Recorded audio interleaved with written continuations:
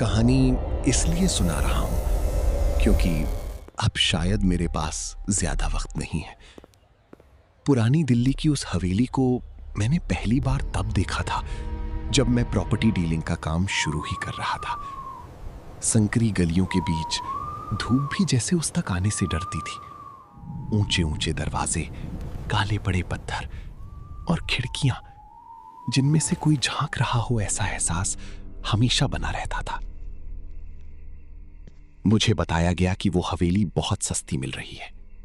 वजह बस थोड़ी बदनामी है, दलाल ने हंसते हुए कहा था। मैं हंसा क्योंकि मेरे लिए ये सिर्फ एक डील थी। मैंने कागज साइन किए, पैसे दिए और हवेली मेरी हो गई। पहली रात मैं वहीं रुक गया। सोचा देखता हूं आखिर इतना डर किस बात का है।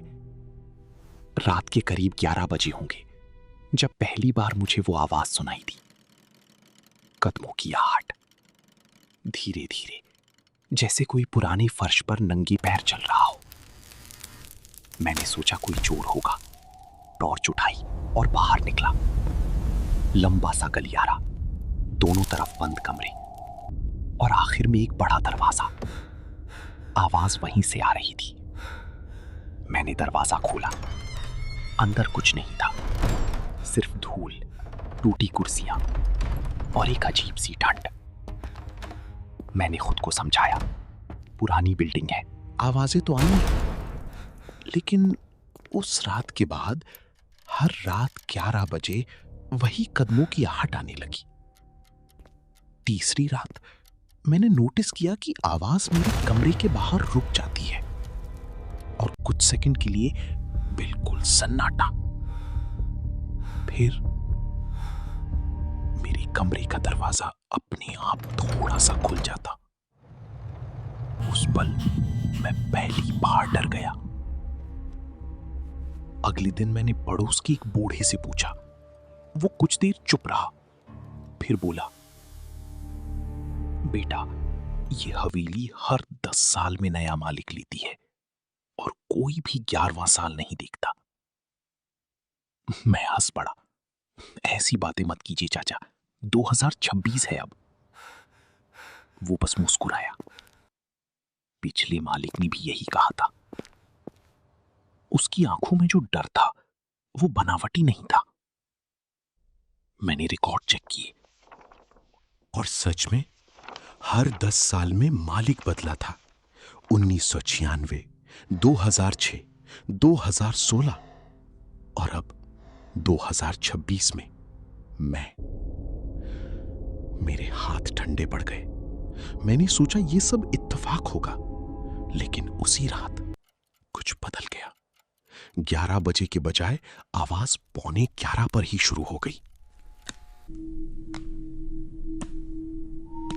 इस बार वो सीधे मेरे कमरे के अंदर आई। मैंने आंखें बंद कर ली, सांस रोके पड़ा रहा।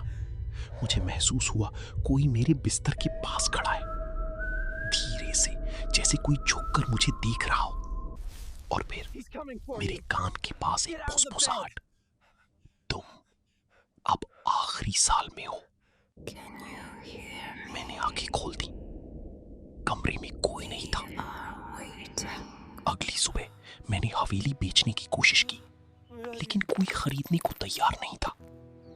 दलाल भी गायब हो गया, उसका नंबर बंद, जैसे वो कभी था ही नहीं। दिन बीतते गए और हर रात वो चीज करीब आती गई। अब वो सिर्फ चलती नहीं थी, वो दरवाजे खटखटाती थी। कभी कभी आईने में मुझे अपने पीछे कोई खड़ा दिखता, लेकिन मुड़कर देखने पर कुछ नहीं होता। एक रात मैंने हिम्मत करके पूरे घर में कैमरे लगा दिए। सोचा सच सामने आएगा। अगली सुबह फुटेज देखा। 11 बजे गलियारे में कुछ भी नहीं था, लेकिन मेरे कमरे के अंदर मैं अकेला नहीं था। वीडियो में साफ दिख रहा था कोई मेरे बिस्तर के पास खड़ा है। उसका चेहरा नहीं दिख रहा था, लेकिन उसकी परछाई मेरी ही तरह थी, जैसे मैं खुद खड़ा हूं। मेरा गला सूख गया। मैंने तारीख देखी। आज से ठीक 10 साल पहले 2016 में उस हवेली का मालिक कौन था? मैंने रिकॉर्ड दोबारा खोले। नाम पढ़कर मेरे हाथ कांप गए। आर्यन मेहरा, वो मैं ही था। लेकिन मैंने ये हवेली पहली बार 2026 में खरीदी थी, तो 2016 में। उसी पल मुझे याद आया, 10 साल पहले मैं एक बार दोस्तों के साथ इस इलाके में आया था। हम मजाक में इस हवेली के अंदर घुस गए थे और मैंने दीवार पर अपना नाम लिखा था, आर्यन 2016। मैं भागा, उस कमरे में गया, दीवार पर वही लिखा था, लेकिन उसके नीचे एक और लाइन थी, आर्यन 2026 आखिरी साल। मेरे पैरों तले जमीन खिसक गई। अब मुझे समझ आया, ये हवेली मालिक नहीं बदलती, ये इंसान को चुनती है और 10 साल तक उसे धीरे धीरे अपनी तरफ खींचती है। अब हर रात वो मेरे और करीब आ चुका है।